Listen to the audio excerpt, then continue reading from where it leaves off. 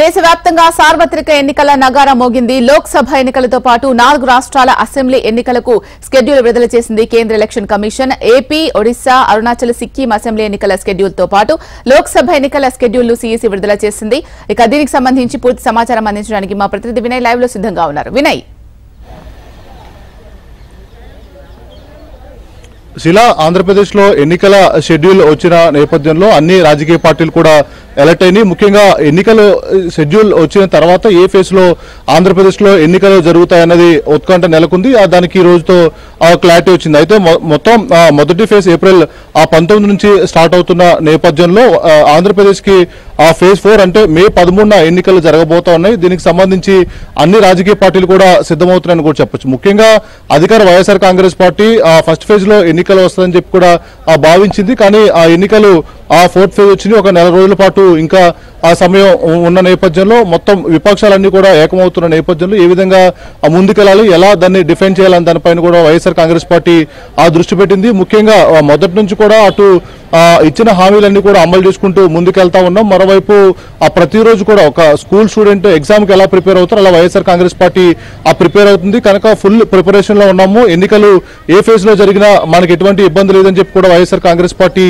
కీలక నేత సజ్జల రామకృష్ణారెడ్డి ఇందాక హెచ్ఎంటీవీతో మాట్లాడడం జరిగింది. ముఖ్యంగా ఎందుకంటే ఇప్పటికే అటు Bharatiya Janata party, Janasena party, Telugu Desam party 3 పార్టీలు అలయన్స్ అయి వస్తున్న నేపథ్యంలో ఆంధ్రప్రదేశ్ లో రాజకీయ పరిణామాలన్నీ కూడా చాలా వేగంగా మారిపోతా ఉన్నాయి. మొన్నటి వరకు కూడా ఎన్నికలు ఫస్ట్ ఫేజ్ లో వస్తే వైఎస్ఆర్ కాంగ్రెస్ పార్టీ ప్రిపరేటివ్ గా ఉంది కనుక మరొకసారి వైసీపీది అధికారం అనే ఒక ఫీలర్ అయితే ఆంధ్రప్రదేశ్ లో కనిపించింది. కానీ ఇంకా ప్రతిపక్షాలకు దాదాపు ఒక నెల పైనే సమయం ఉన్న నేపథ్యంలో ప్రతిపక్షాలు ఏ విధంగా గేమ్ టర్న్ చేస్తాయి అనే దానిపైన ఆంధ్రప్రదేశ్ లో పెద్ద ఎత్తున డిస్కషన్ జరుగుతా ఉంది. ముఖ్యంగా ఇటు వైఎస్ఆర్ కాంగ్రెస్ పార్టీ ఈ రోజు పూర్తి స్థాయి అభ్యర్థులు అటు 175 అసెంబ్లీతో పాటు 25 పార్లమెంట్ స్థానాల్ని ప్రకటించింది. అదేవిధంగా Telugu Desam party, Janasena party, BJP party 3 పార్టీలు అలయన్స్ లో ఉన్నప్పుడు కూడా మొత్తం 3 పార్టీలు కొన్ని సీట్లు మినహా అన్ని సీట్లు కూడా ప్రకటించింది. కానీ అటు లోక్సభకు సంబంధించి కొన్ని స్థానాల్లో క్లారిటీ రావాలి, అక్కడ ఎవరిని బరిలోకి దింపుతుంది అనే దానిపైన ఆంధ్రప్రదేశ్ లో చర్చ జరుగుతా ఉంది. ఒకవైపు ఆంధ్రప్రదేశ్ లో వైఎస్ఆర్ కాంగ్రెస్ పార్టీ ఒకవైపు ఉంటే మిగిలిన 3 పార్టీలన్నీ కూడా మరొక పక్క ఉన్నాయి. ఎన్నికలు అంటే దాదాపు కొద్దిగా 4th ఫేజ్ వస్తున్న నేపథ్యంలో ఎలాంటి పరిణామాలు చోటు చేసుకుంటే ఇంకొక సమయం ఎక్కువ ఉన్న నేపథ్యంలో ఈ సమయంలో ఎటువంటి రాజకీయ పరిణామాలు మారుతాయనేది పెద్ద ఎత్తున డిస్కషన్ జరుగుతా ఉంది. అధికార వైఎస్ఆర్ కాంగ్రెస్ పార్టీ అయితే ఎన్నికలు ఎప్పుడొచ్చినా మేము సిద్ధమని చెప్తా ఉన్నారు. శీలా, రైట్. ఇప్పుడు దీనికి సంబంధించి వాళ్ళు ఎటువంటి కార్యాచరణతో ముందుకు వెళ్ళబోతున్నారు? మామూలుగా అయితే సెకండ్ ఫేజ్ లో కానీ ఫస్ట్ ఫేజ్ లో కానీ ఎలక్షన్ జరిగే అవకాశం ఉంది ఏపీకి సంబంధించి అని ఒక అంచనాకు వచ్చిన నేపథ్యంలో ఇప్పుడు 4th ఫేజ్ లో ఎలక్షన్ జరగబోతున్నాయి. ఇది వాళ్లకు ఎంతవరకు అనుకూలంగా ఉండే అవకాశం ఉంది? అయితే ఖచ్చితంగా ఎందుకంటే ఇప్పటికే ఫస్ట్ ఫేజ్ లో ఎన్నికలు జరిగితే ప్రిపరేటివ్ గా ఉన్నాం కనుక వీలైనంత త్వరగా ఎన్నికలు క్లోజ్ చేస్తే అంటే ఆ ఫెయిలర్ కావచ్చు, పబ్లిక్ లో ఏదైతే గ్రాఫ్ ఉందో ఆ గ్రాఫ్ అంతా కూడా పూర్తి స్థాయిలో ఉపయోగపడుతుందని చెప్పి వైఎస్ఆర్ కాంగ్రెస్ పార్టీ లెక్కలేసుకుంటా ఉంది. ఎందుకంటే అందరికన్నా ముందు అభ్యర్థుల ఎంపిక విషయంలో వైఎస్ఆర్ కాంగ్రెస్ పార్టీ దృష్టి పెట్టింది. దాంతో పాటు ఆ గడప గడపకి మన ప్రభుత్వ కార్యక్రమంతో పాటు అనేక కార్యకలాపాలన్నీ కూడా చేసుకుంటూ ప్రజల్లోకి ఎప్పటికప్పుడు కూడా వెళ్తూ మొత్తం ఎన్నికల ప్రచారాన్ని అంతా కూడా అందరికన్నా ఒక ఫేజ్ లో ముగించిందని కూడా చెప్పొచ్చు.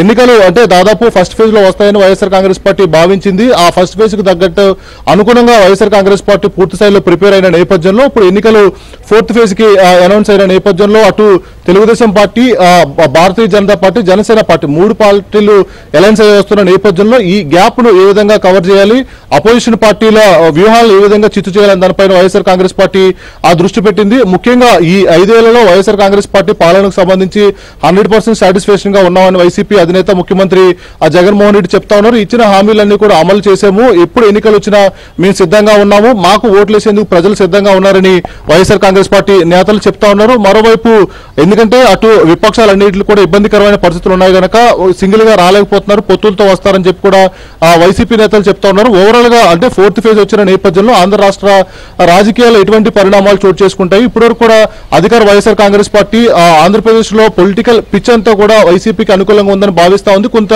సమయం అపోజిషన్ పార్టీస్ కూడా సెట్ అయ్యడానికి అవకాశం ఉంది కనుక ఈ సమయాన్ని 2 పార్టీలు ఏ విధంగా ఉపయోగించుకుంటుందనేది చూడాలి. శీలా, లాస్ట్ ఇయర్ 2019 లో సార్వత్రిక ఎన్నికలప్పుడు ఏపీకి ఏ ఫేజ్ లో ఎన్నికలు జరిగాయి? అయితే ఖచ్చితంగా లాస్ట్ టైం అయితే మటుకి ఫస్ట్ ఫేజ్ లోనే ఎన్నికలు జరిగినాయి. దాంతో పాటు అప్పుడు పరిణామాలు చాలా క్లియర్ గా ఉన్నాయి. ఎందుకంటే వైఎస్ఆర్ కాంగ్రెస్ పార్టీ ఒకవైపు ఉంటే అటు తెలుగుదేశం పార్టీ, భారతీయ జనతా పార్టీ, జనసేన పార్టీ 3 పార్టీలు కూడా ఇండివిజువల్ గా పోటీ చేసిన నేపథ్యంలో పెద్ద పొలిటికల్ ఈక్వేషన్స్ అన్ని కూడా ఏమీ పెద్దగా మారిన పరిస్థితి కనబట్టలేదు. దాంతో పాటు అన్ని పార్టీలు కూడా చాలా ఈక్వల్ గా పరిస్థితులు ఉండేవి. ఎందుకంటే అప్పుడు తెలుగుదేశం పార్టీ అధికారం నుంచి వైఎస్ఆర్ కాంగ్రెస్ పార్టీ అపోజిషన్ లో ఉంది. ఇలా 2 పార్టీలు కూడా ప్రిపరేటివ్ గా ఉంది. ఈ నేపథ్యంలోనే ఎన్నికలు అనేది 2019లో అటు టీడీపీ వర్సెస్ వైఎస్ఆర్ కాంగ్రెస్ పార్టీగా జరిగినాయి. ఇప్పుడు రాష్ట్రంలో పరిణామాలన్నీ కూడా చాలా వేగంగా మారిపోయినాయి. 2019 ఎన్నికల్లో వైఎస్ఆర్ కాంగ్రెస్ పార్టీ అధికారంలోకి వచ్చింది. 5 ఏళ్ల పాటు పాలన చేసింది. ఇచ్చిన హామీలన్నీ కూడా అమలు చేశామని వైఎస్ఆర్ కాంగ్రెస్ పార్టీ చెప్తా ఉంది. మరోవైపు చంద్రబాబును కూడా పూర్తి స్థాయిలో అటు ఆ కూటమిని కూడా డిఫేమ్ చేసే పరిస్థితి అయితే వైఎస్ఆర్ కాంగ్రెస్ పార్టీ పదే చేసే ప్రయత్నం చేస్తా ఉంది. ఎందుకంటే గతంలో 2014 టైంలో 3 పార్టీలు కలిసి వచ్చినాయి, ప్రజలకి అనేక హామీలు ఇచ్చినాయి. ఎందుకు అవన్నీ కూడా ఫిల్ఫిల్ చేయలేదు? ఇప్పుడు ఈ కూటమి దేనికి ఉపయోగపడుతుంది? మళ్ళీ ప్రజల్ని ఎందుకు మోసం చేసేందుకు వస్తున్నారని కూడా వైఎస్ఆర్ కాంగ్రెస్ పార్టీ చెప్తున్న పరిస్థితి కనిపిస్తా ఉంది. కానీ మొన్నటి వరకు కూడా Telugu Desam party, Janasena party alliance లో ఉండింది. ఆఖరి నిమిషంలో అంటే కోడ్ వచ్చే ఒక 10 రోజులు 20 రోజుల ముందు భారతీయ జనతా పార్టీ కలిసిన నేపథ్యంలో ఈ పరిణామాలన్నీ కూడా ఏ విధంగా మారుతుంది, అపోజిషన్ పార్టీలు కూడా సమయం ఉన్న నేపథ్యంలో వాళ్ళు ఏ విధంగా అధికార పార్టీ మీద అటాకింగ్ చేస్తారో, ఏ విధంగా దాన్ని తిప్పుకోవాలని దానిపైన కూడా వైఎస్ఆర్ కాంగ్రెస్ పార్టీ ఆలోచన చేస్తా ఉంది. మొన్నటి వరకు కూడా పూర్తి స్థాయిలో అటు ఆ తెలుగుదేశం పార్టీ, జనసేన పార్టీకి సంబంధించి వ్యూహ రచన చేసి ఇప్పుడు ఒక కేంద్రంలో ఉన్న అధికారంలో బీజేపీ పార్టీ కూడా యాడ్ అవడంతో కొన్ని ఆ పరిస్థితులన్నీ కూడా మారుతాయి. కనుక దానికి అనుకూలంగా వైసీపీ ప్లాన్ చేసుకుంటుంది. ఏదేమైనప్పుడు కూడా ఆంధ్రప్రదేశ్ లో ఎన్నికలకు కొంత సమయం ఉన్న 4th ఫేజ్ లో వస్తున్న నేపథ్యంలో 2 పార్టీలు కూడా పూర్తి స్థాయిలో అలర్ట్ అయిన శీల. రైట్. Thank you Vinay.